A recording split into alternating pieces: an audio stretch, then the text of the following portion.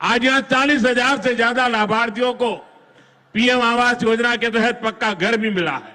इन 40,000 परिवारों के जीवन में आज एक नई शुरुआत हुई है। धनतेरस से पहले, दिवाली से पहले और छठ पूजा से पहले अपने पक्के घर में गृह प्रवेश बहुत सौभाग्य से होता है। मैं इन परिवारों को बधाई देता हूं, शुभकामनाएं देता हूं। साथियों, आज का ये अवसर मेरे उन बेघर भाइयों बहनों को भरोसे देने का भी है। एक दिन उनको भी पक्का घर मिलेगा, ये मोदी की गारंटी है। हमारी सरकार ने पिछले 11 साल में 4 करोड़ से ज्यादा पक्के घर बनाकर गरीबों को दिए हैं। अब हम 3 करोड़ नए घर बनाने का काम कर रहे हैं। जब तक हर गरीब को पक्का घर नहीं मिल जाता, मोदी रुकने या थमने वाला नहीं है। पिछड़े को प्राथमिकता, गरीब की सेवा, यही मोदी का लक्ष्य है। साथियों, आज सर एम विश्वेश्वरैया जी की याद में हम इंजीनियर्स डे मनाते हैं। विकसित भारत, विकसित बिहार के निर्माण में इंजीनियर्स की बहुत बड़ी भूमिका है। मैं देश के सभी इंजीनियर्स को आज के दिन की बहुत बहुत बधाई देता हूं, अपनी शुभकामनाएं देता हूं। इंजीनियर्स का परिश्रम, उनका कौशल आज के इस कार्यक्रम में भी दिख रहा है। पूर्णिया एयरपोर्ट की टर्मिनल बिल्डिंग रिकॉर्ड 5 महीने से भी कम समय में बनाई गई है। आज इस टर्मिनल का लोकार्पण हुआ है। पहली कॉमर्शियल फ्लाइट को हरी झंडी भी दिखाई गई है और हमारे एविएशन मिनिस्टर श्रीमान नायडू जी भी हमारे बीच है। उनके लिए भी जरा ताली बजाई है। यहीं से हवाई जहाज उड़ा रहे हैं वो।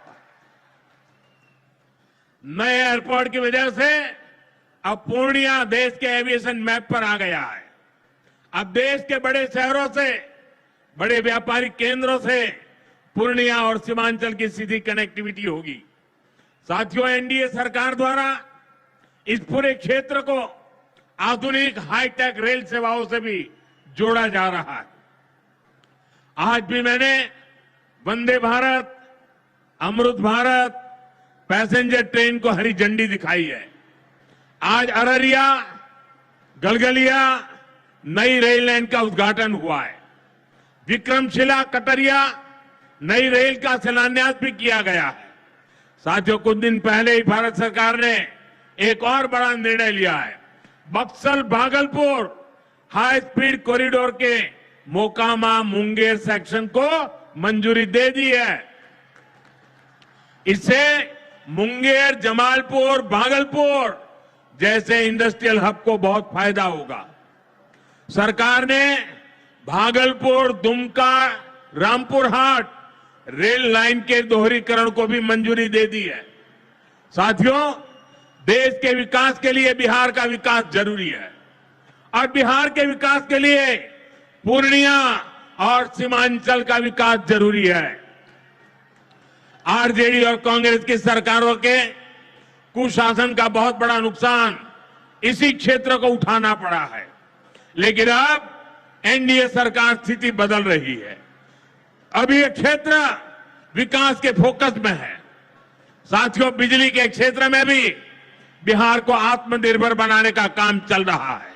यहां भागलपुर की पीरपैंती में 2400 मेगावाट के थर्मल पावर प्रोजेक्ट का शिलान्यास किया गया है। साथियों, बिहार की डबल इंजन की सरकार यहां के किसानों और पशुपालकों की आय बढ़ाने के लिए प्रतिबद्ध है।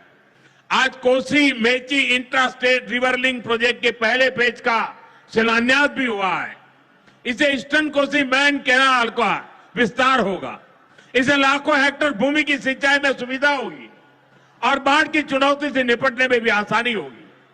साथियों, बिहार के किसानों के पास आय का एक साधन मखाने की खेती भी रहा है, लेकिन पिछली सरकारों ने मखाने की भी उपेक्षा की और मखाना किसानों की भी उपेक्षा की।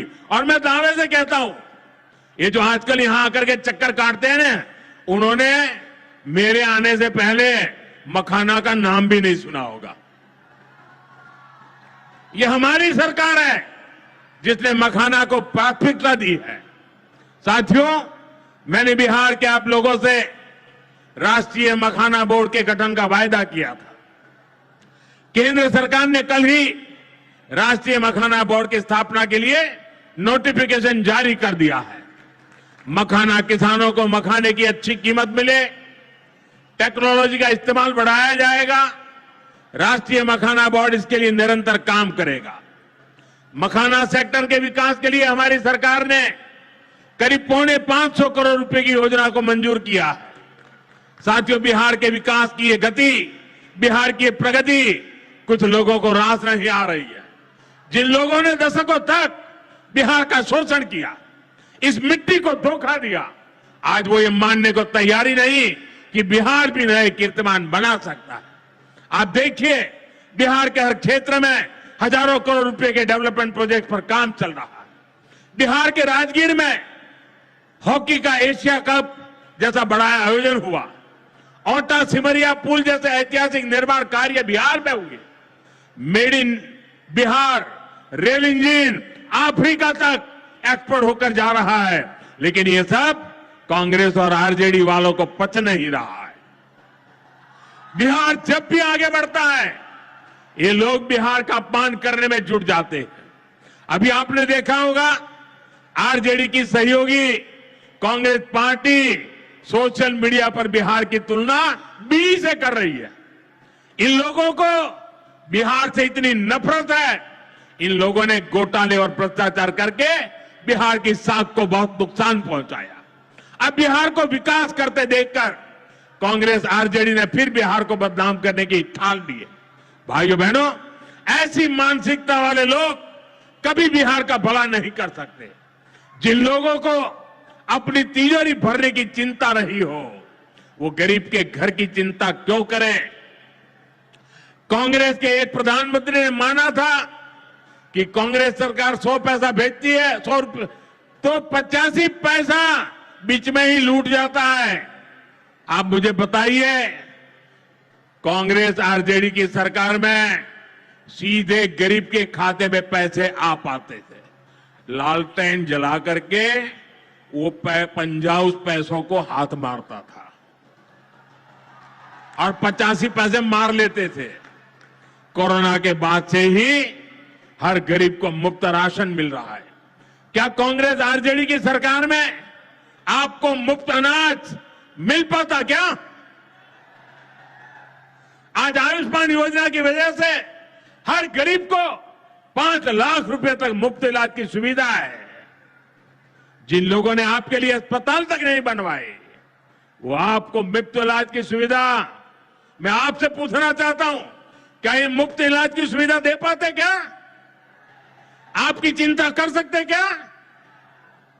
साथियों, कांग्रेस और आरजेडी ने न केवल बिहार के सम्मान को खतरा है, बल्कि बिहार की पहचान को भी खतरा है। आज सीमांचल और पूर्वी भारत में घुसपैठियों के कारण डेमोग्राफी का कितना बड़ा संकट खड़ा हो चुका है। बिहार, बंगाल, असम, कई राज्यों के लोग अपनी बहनों बेटियों की सुरक्षा को लेकर चिंतित है। इसलिए ही मैंने लाल किले से के डेमोग्राफी मिशन की घोषणा की है।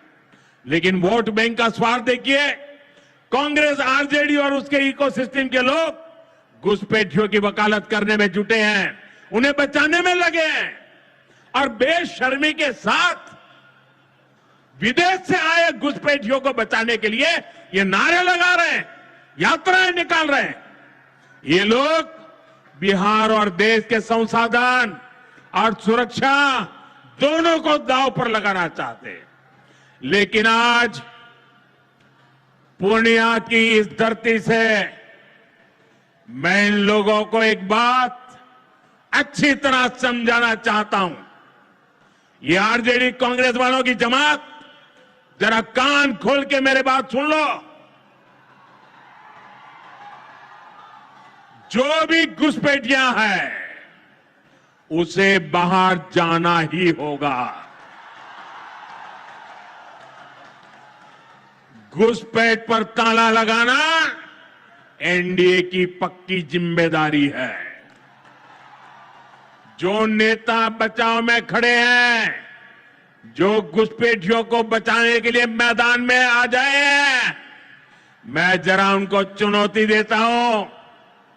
आप घुसपैठियों को बचाने में चाहे जितना जोर लगा लें, आप घुसपैठियों को हटाने के संकल्प पर काम करते रहेंगे। जो लोग घुसपैठियों की ढाल बनते हैं, वो सुन ले, भारत में भारत का कानून चलेगा, घुसपैठियों की मनमानी नहीं चलेगी। ये मोदी की गारंटी है। घुसपैठियों पर कार्रवाई भी होगी और देश इसका अच्छा परिणाम भी देख के रहेगा।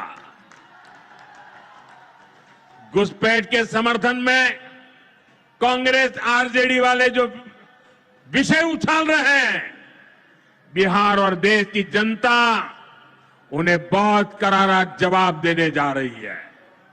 साथियों, कांग्रेस और आरजेडी बीते 2 दशक से बिहार की सत्ता से बाहर है और निसंदेह इसमें सबसे बड़ी भूमिका बिहार की मेरी माताओं बहनों की है।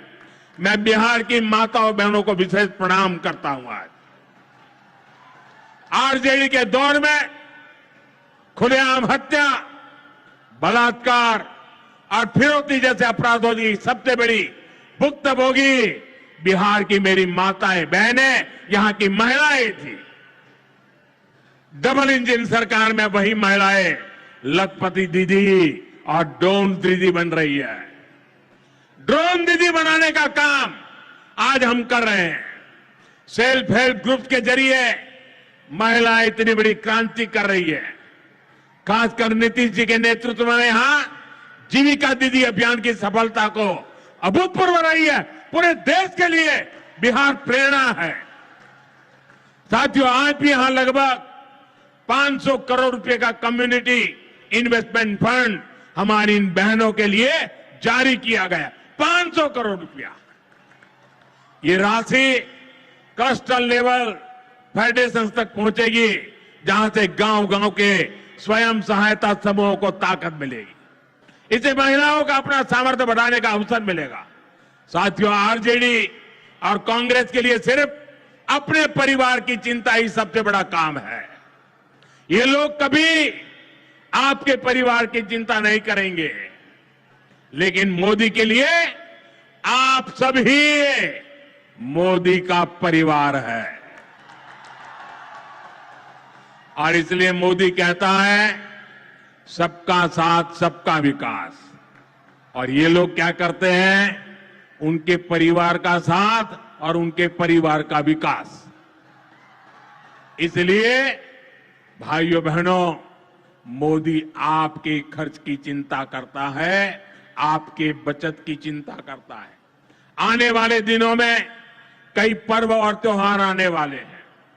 इस बार दिवाली और छठ से पहले हमारी सरकार ने गरीब और मध्यम वर्ग के लिए एक बहुत बड़ा उपहार दिया है। आज 15 दिसंबर है। अब से ठीक हफ्ते बाद नवरात्र का पहला दिन आएगा और उसी दिन 22 सितंबर से देश में जीएसटी एकदम कम हो जाएगी।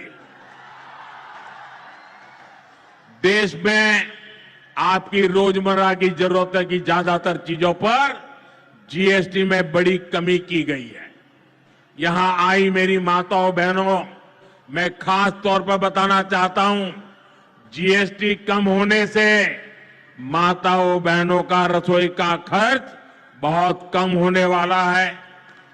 मंजन, साबुन, शैम्पू से लेकर घी और खाने की कई चीजें सस्ती हो जाएगी। बच्चों की पढ़ाई में काम आने वाली स्टेशनरी की कीमत घट जाएगी। त्योहार में इस बार बच्चों के लिए नए कपड़े और जूते खरीदना भी आसान हो जाएगा, क्योंकि ये भी सस्ते होने वाले हैं। जब गरीब की चिंता करने वाली सरकार होती है तो ऐसे ही गरीबों की भलाई के काम करती है। साथियों, आजादी की लड़ाई में पूर्णिया के संतानों ने अंग्रेजों को भारत की ताकत दिखाई थी। आज एक बार फिर ऑपरेशन सिंदूर में हमने देश की वही ताकत दुश्मन को दिखाई है। और इसकी रणनीति में पूर्णिया के जांबाज बेटे की भी बड़ी भूमिका रही है। देश की रक्षा हो या फिर देश का विकास, देश की इस प्रगति में बिहार की बहुत बड़ी भूमिका है। हमें बिहार के विकास अभियान को इसी तरह गति देनी है। मैं एक बार फिर सभी विकास परियोजनाओं के लिए बिहार के मेरे भाई बहनों को बहुत बहुत बधाई देता हूं। नीतीश जी के नेतृत्व का अभिनंदन करता हूं। आप सबको बहुत बहुत धन्यवाद करता हूं। मेरे साथ पूरी ताकत से बोलिए भारत माता की, भारत माता की, भारत माता की। बहुत बहुत धन्यवाद। जो भी पीछे जितने साथी है वो इधर आगे आ जाए, मंच के सामने आ जाए, तुरंत आ जाए। अभी हमारा कल तक बात हुआ था कि 2 बजे तक हम मीटिंग चलाएंगे, लेकिन अभी ऊपर से बहुत ज्यादा दबाव आ रहे हैं और आज हमारा प्रोग्राम अभी 1 बजे माने कि अभी 5 मिनट बचा है, एक खत्म करने के लिए पुलिस से आदेश आया है। एक तो हमारी जो हम बाकी जो साथी है यहाँ पे मंच पे भाषण देने के लिए उनसे हम माफी चाहते हैं। हम उनका नाम बुला ले, वो सारे कृपया मंच के सामने आ जाए। नाम बुला लो, उसका शायद नाम बुला लो। साथी सुखविंदर मान, इसको खत्म करनी है 5 मिनट में। हाँ यार खत्म ही करना है ना। नहीं बोल के गई खत्म बोलो। बोलिए, हम करेंगे ना खत्म।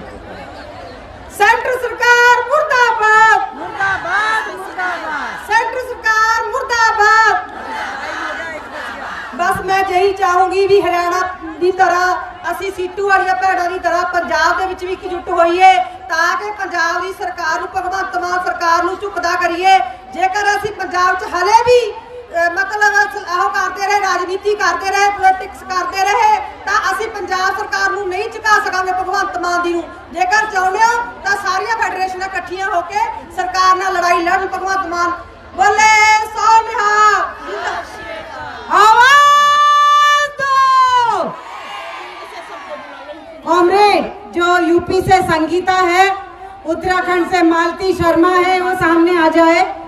और महाराष्ट्र से पुष्पा पाटिल जो हमारी फेडरेशन की कोषाध्यक्ष है, जम्मू से सुनीता भगत सारे मंच के सामने आ जाए। कश्मीर से फिरदोशा और जो किसान सभा से तेलंगाना से जयलक्ष्मी और साथ ही हमारे साथ में उत्तराखंड से ये शिवा दुबे, हाँ, उत्तराखंड से।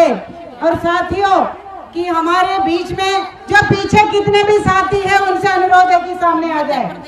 मध्य प्रदेश से कविता प्लीज सामने आ जाए। साथी ये सारी साथियों से हम माफी चाहते हैं और हम ये हमारी प्रोग्राम को इस तरीके से अगर आप लोगों को इजाजत है तो हम वो भी कर सकते हैं, लेकिन पंगा लेना है तो हम बोल के लेते भी है, हमने उनको भी बोला। लेकिन आज साथियों यहाँ पे मोदी जी का प्रोग्राम हो रहा है कि मेरा माटी मेरा देश, तो हम ये मन से ये देश की 10 लाख आशा वर्करों की तरफ से ऐलान करते हैं, हम ये देश की माटी है, हम ये देश की रक्षा करने वाले हैं, हम ये देश के रखवाले करने वाले हैं, हम ये देश की रक्षा हमारे से लोगों से देश बनता है। ये माटी का रक्षा हम करते हैं, ये माटी की जनता की ये कोविड से रक्षा हमने किया है। अगर हमसे चुनौती देंगे तो हम भी तुम्हें ललकार रहे हैं ये संघर्ष रैली से, तुम्हारे कुर्सी से तुम्हें उठा के फेंक नहीं देंगे, तो हम भी ये देश की आशा वर्कर नहीं है।